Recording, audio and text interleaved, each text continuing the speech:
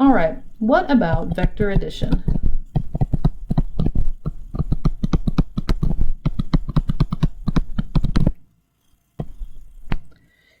In this class, we have two options for vector addition at this time. We're going to add a third option in a later lecture. But the first is the parallelogram law.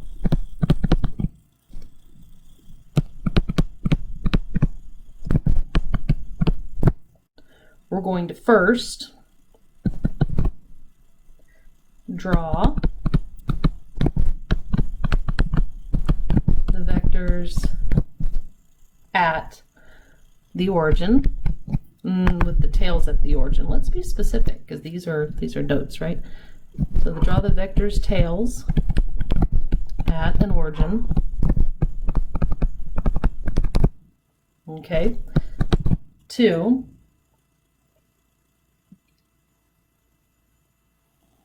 draw vectors parallel to, and I'm going to call them the origin vectors,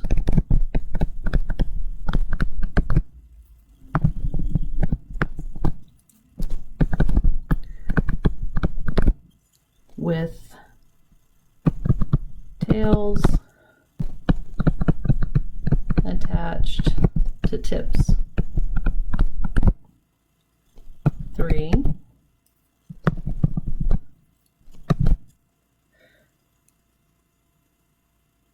draw the resultant vector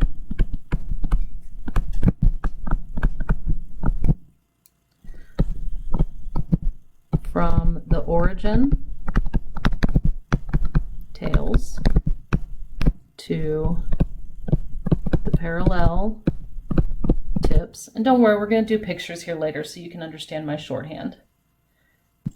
All right, and then 4, use law of sines and cosines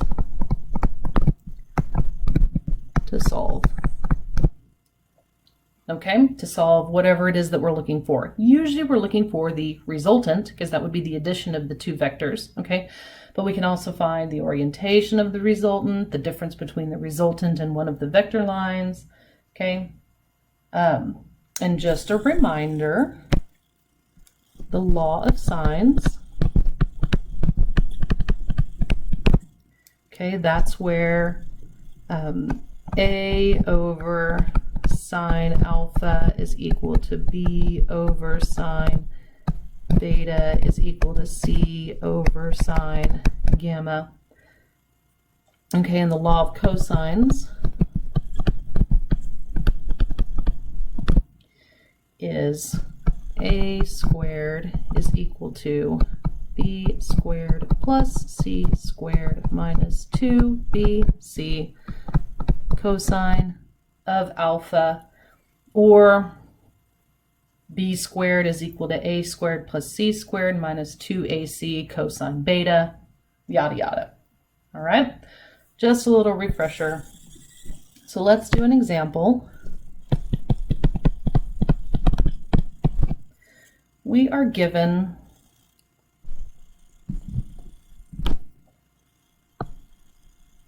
an XY ordinate system with a vector F1 equal to 3 kilonewtons, and it is acting at 30 degrees. And then we have an F2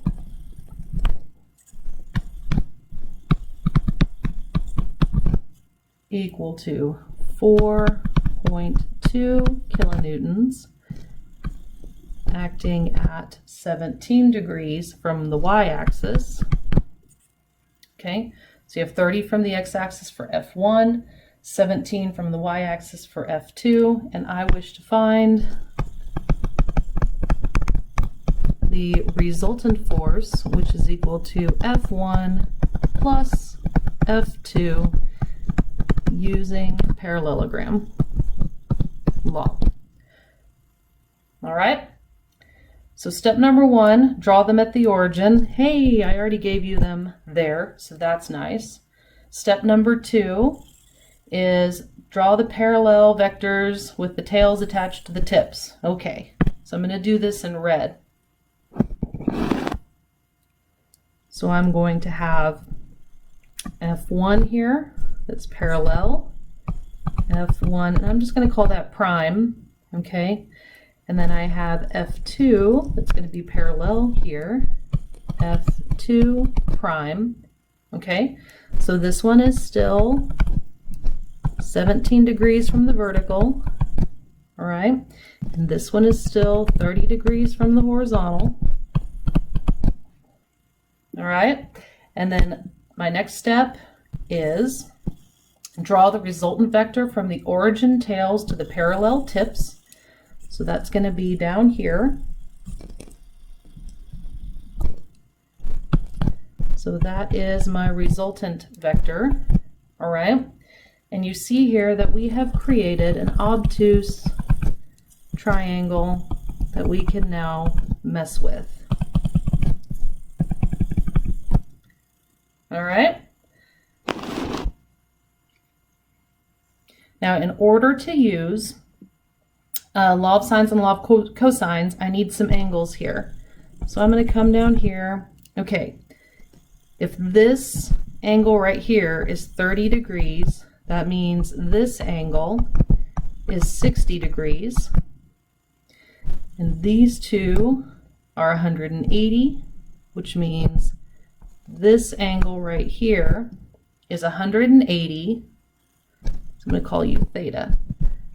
Theta is equal to 180 degrees, because it's a flat line that I drew there in green vertically, minus 60 degrees, minus 17 degrees, and that is going to equal to 103 degrees.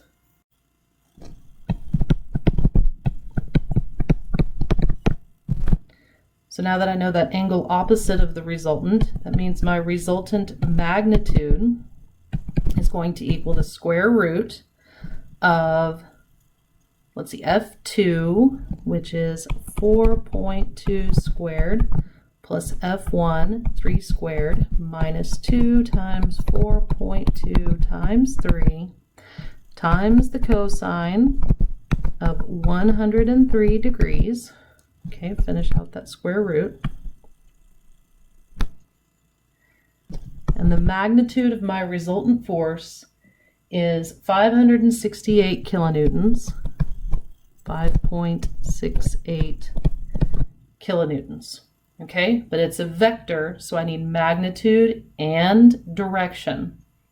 Okay, in general, we measure these things from the positive x-axis.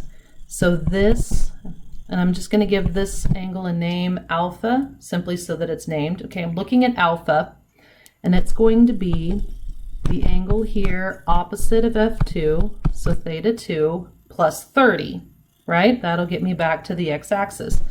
30 was already there from the origin of F1. So alpha is equal to 30 degrees plus theta 2. Theta 2 because it's opposite of force 2. So I need to find that. We're going to find that with law of sines, okay? And I'm not labeling here, but I will now. Law of cosines. Okay, now we will use law of sines. Okay, so that is my resultant force, 5.68 kilonewtons over the sine of 103 degrees is equal to F2, 4.2 kilonewtons over the sine of theta 2. Theta 2 is equal to